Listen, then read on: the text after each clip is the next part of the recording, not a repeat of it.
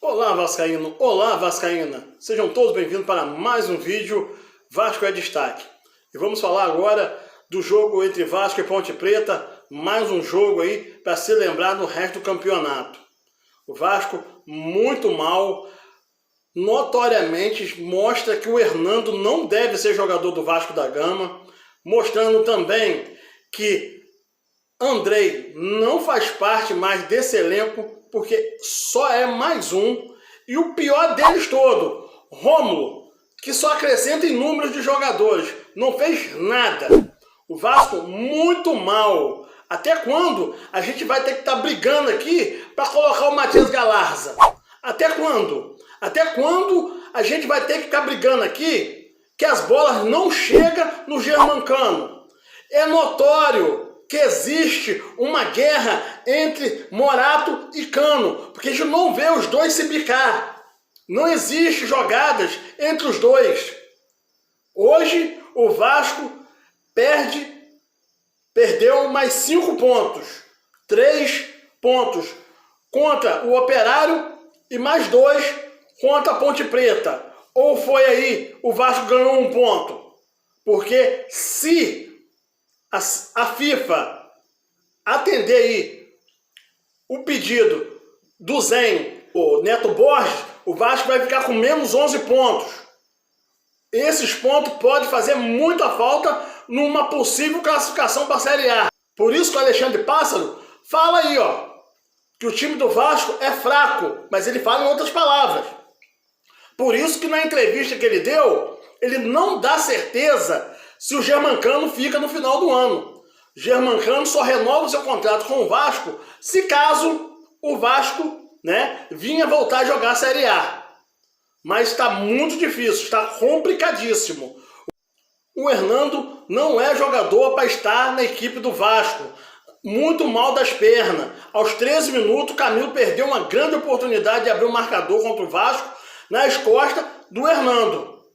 Aí, muita gente quer crucificar o Ricardo Graça, que para mim foi muito esforçado, apesar de errar muito, mas é muito esforçado. Aí eu volto a bater na tecla. Como é que pode o Andrei continuar no time se tem o Galarza? O Andrei não pode jogar como primeiro volante. Ele tem que ser homem de meio de campo. Ele chega melhor lá na frente, ele desarma melhor. Se ele ficar aqui atrás, aqui na frente da zaga, ele faz cagada. Ele não tem evolução, ele só faz falta. E, para complicar, Rômulo só dá a entrada errada. Rômulo só dá viagem perdida, é um bonde, tá? Dentro de campo.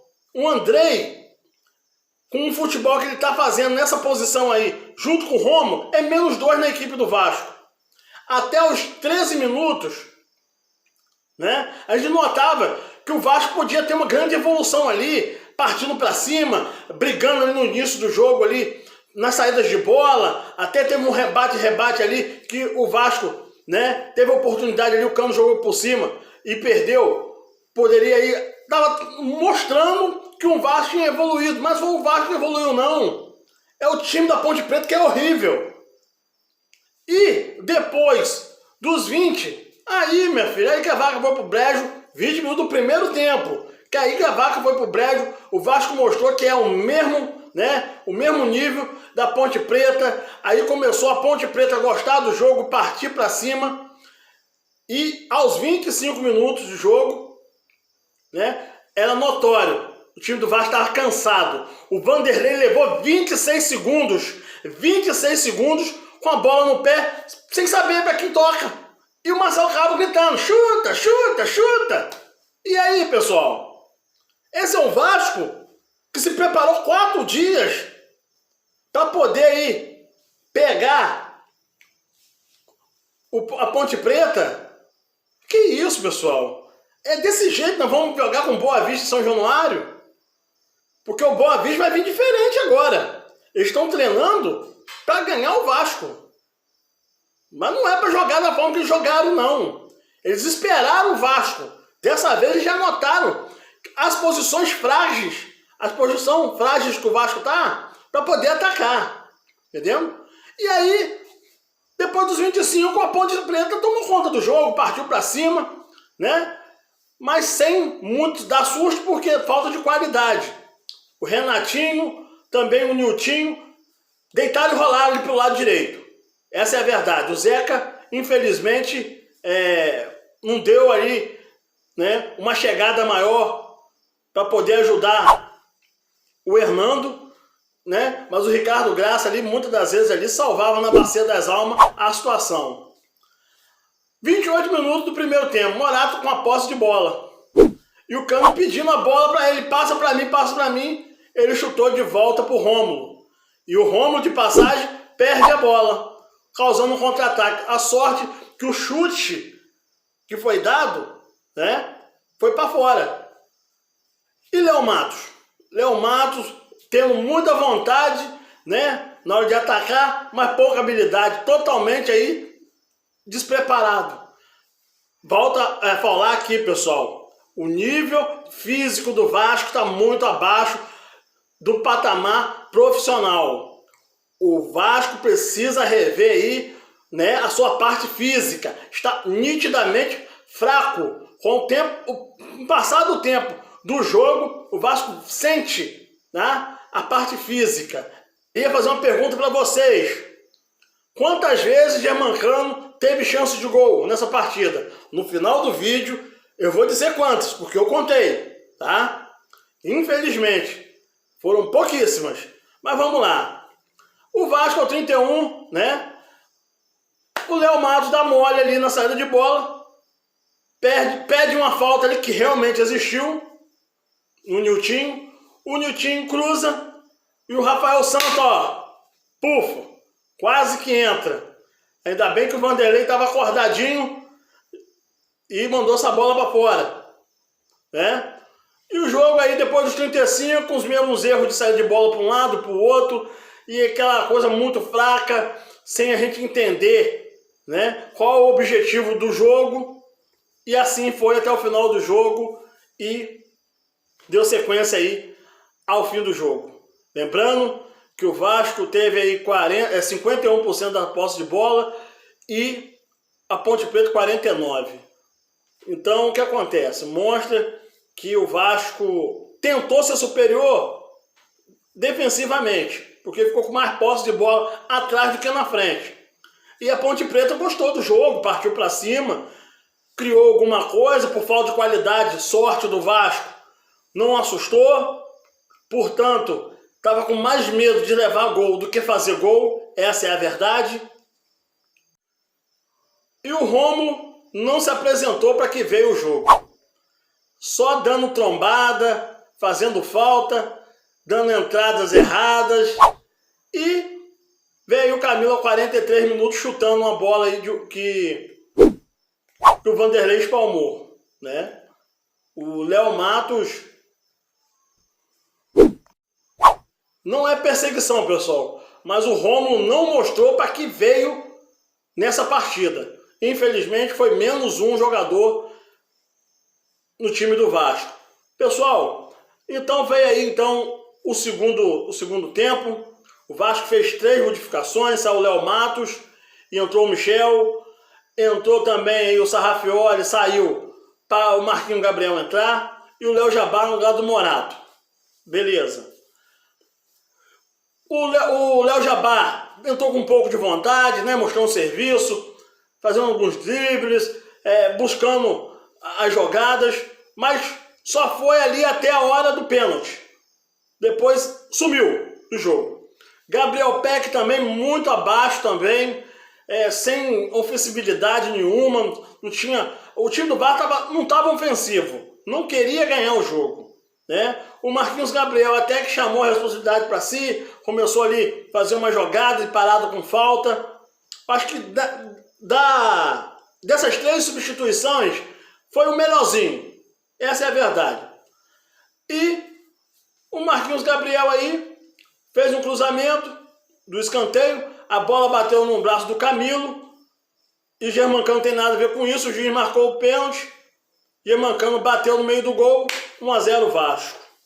Beleza, 3 pontos, né? Tranquilo. Mas aí, aos 13 minutos, o Vasco, pasme, né? O poder ofensivo do Vasco precisa melhorar muito. E eu fico aqui olhando aqui para certo tipo de torcedor que quando o Vasco ganha, chega aqui, maravilha, o time é maravilhoso, mas quando perde, ou quando faz um mau jogo como esse aqui, que eu acho que esse jogo aqui foi pior, né?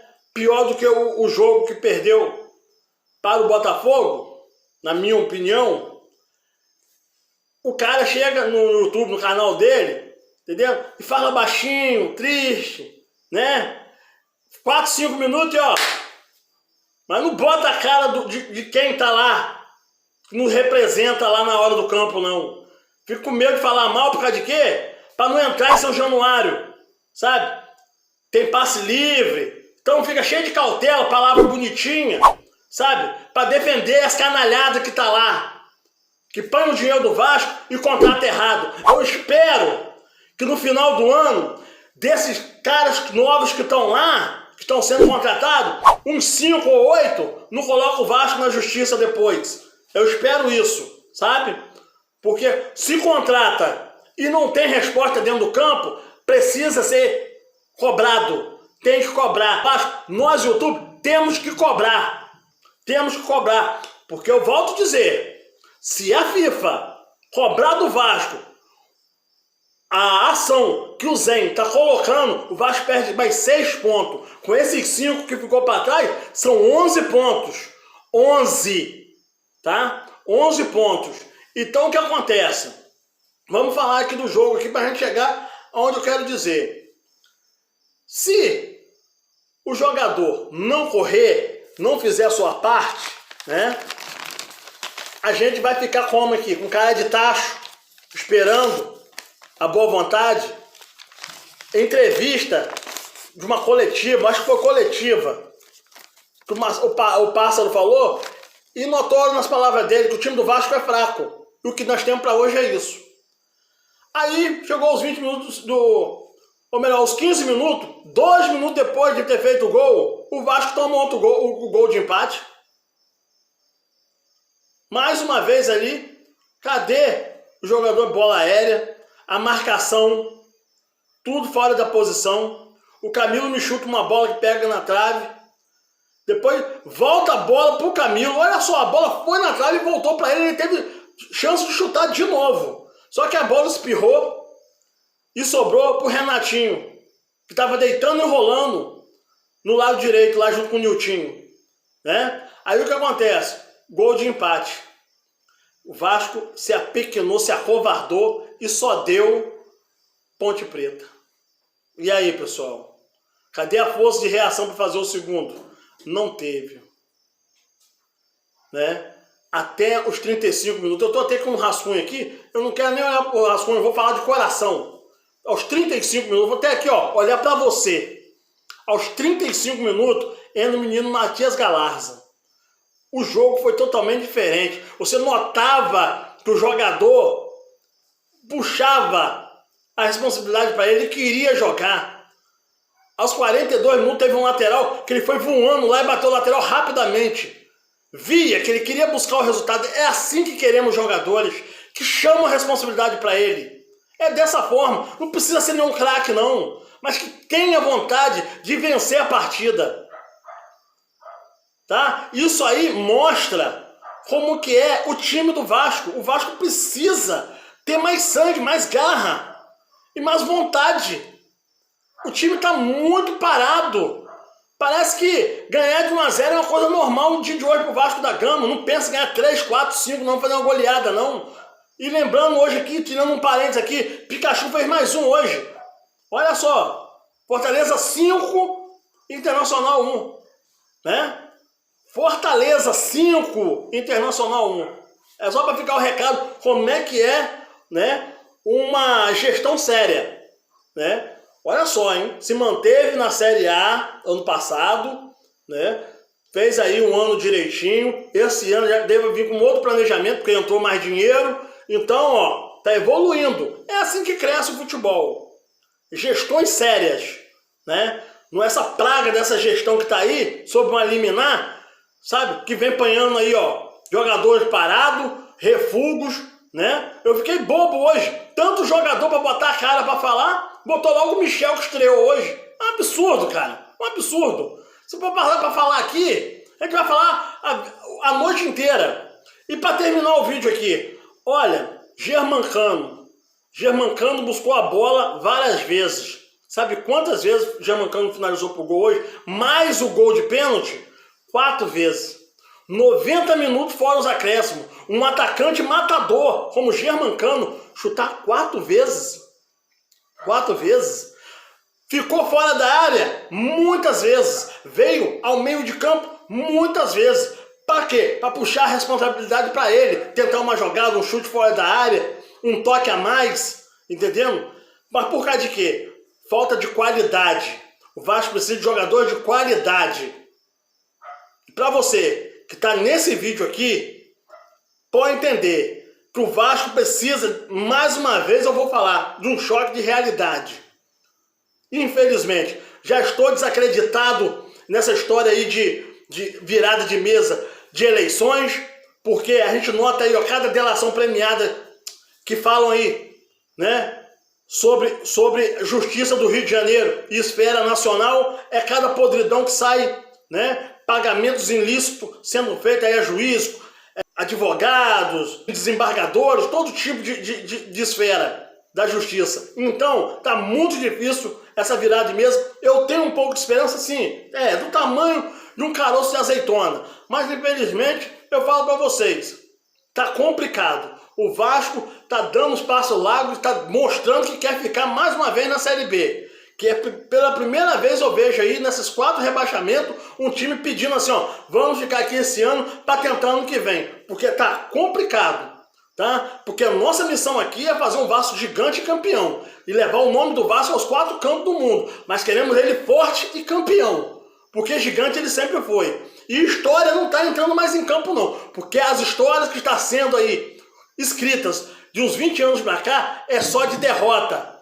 O Vasco, em 20 anos, só um título nacional que foi a Copa do Brasil. E mais nada. Isso é vergonha, vexaminoso. E nós não aceitamos isso. Queremos resposta dessa diretoria que está sob liminar. Queremos um time decente. Precisamos de representatividade. Por isso que cobramos aqui e queremos caras novas, contratações sérias, tá? Não vem com refugo não. Aí falam de Hernando, falam do próprio Camilo que jogou na Ponte Preta. Parem com isso. Queremos jogador de verdade, jogadores competitivos, jogadores que chegam para resolver. Agora fica nessa, pegando mentira pro torcedor.